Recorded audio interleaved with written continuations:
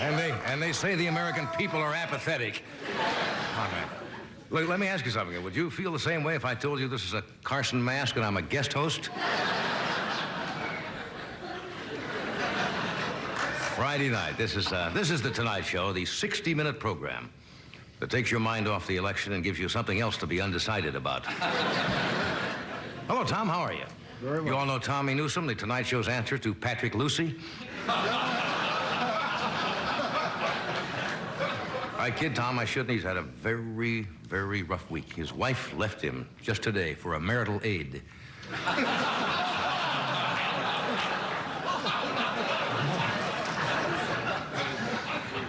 Well, today may be Halloween, but the real horror starts next Tuesday, right?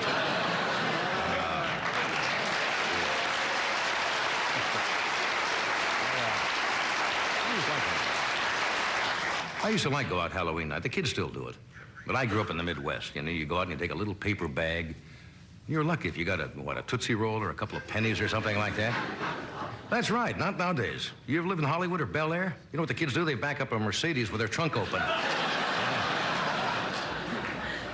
There was a little panic on Capitol Hill today. A kid got dressed up as an Arab and went trick-or-treating in Congress. And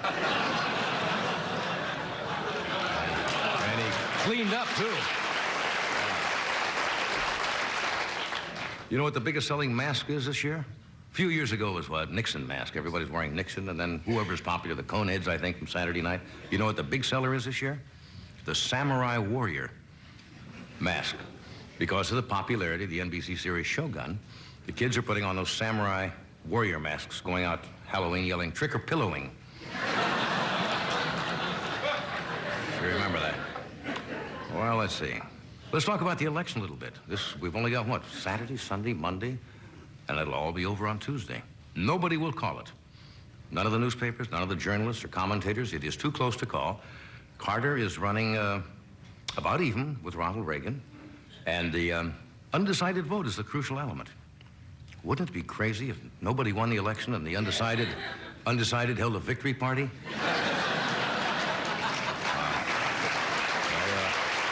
It is strange. They say this has been the most negative presidential campaign since 1948. When we think about it, we've come a long way from Truman and Dewey to Huey, Louie, and Dewey.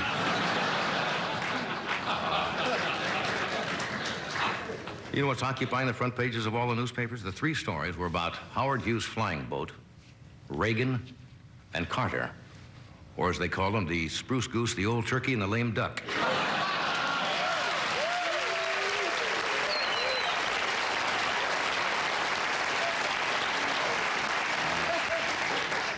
And both of the candidates, they feel... Nancy Reagan is very confident of victory. You know Nancy, the Evita of Bel Air.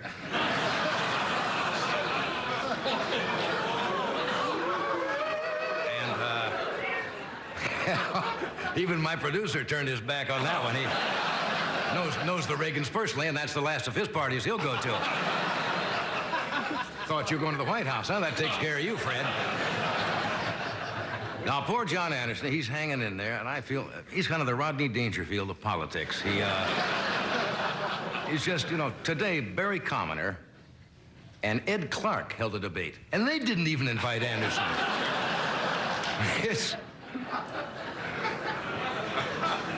Now, wouldn't you know, 3 days before the election, you see what's happening? Now, Reagan's top foreign policy advisor, Richard Allen, had to resign today. You probably read this in the papers. It's all over the news. Under fire. At the same time, the Justice Department came out, all of a sudden, with a report that is supposed to be made public, accusing President Carter of not cooperating with the Justice Department when they were investigating his brother Billy. Isn't that strange? So you go to the polls November the 4th, and you can vote for the scandal of your choice. Isn't it nice? It's a great country you live in. Any boy can grow up to become president of the United States and take a job away from a qualified person. Matter of fact, I don't think I'm going to be invited to the White House either. You all know Reverend Jerry Falwell? Are you familiar with Reverend Falwell? Yeah, he is leading the moral majority. He's come out with some rather controversial statements. He made another one today. He said that God does not laugh at the jokes of Myron Cohen. He didn't really say that. I kind of made that up. Have you noticed, though, that God's name has been invoked a lot in these elections, usually more than ever? It's interesting because what happens to the voters, you see, whenever they think of three candidates, they say, oh, God, we're in trouble.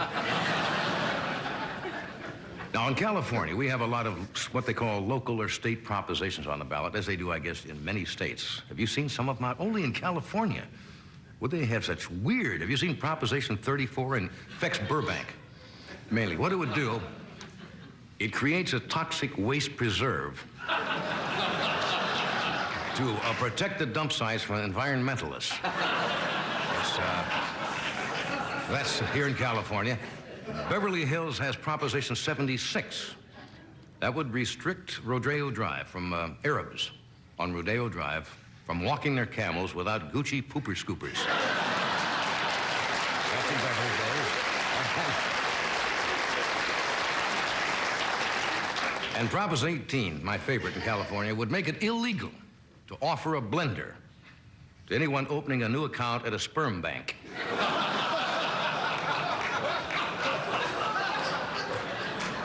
Those are just some of them. Anyway, we have an exciting show for you tonight. As you know, we have Mr. Bob Hope with us tonight. Good show. Very funny gentleman. Very funny gentleman from Barney Miller. Steve Landesberg is here tonight.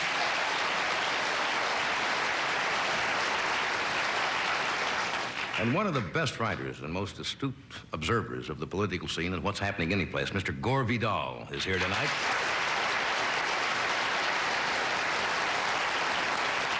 And Ed didn't mention this, but later on this very stage, Soviet Premier Leonid Brezhnev will be out here to discuss his secret SALT II talks with Amy Carter. So stay where you are, and we'll be right back.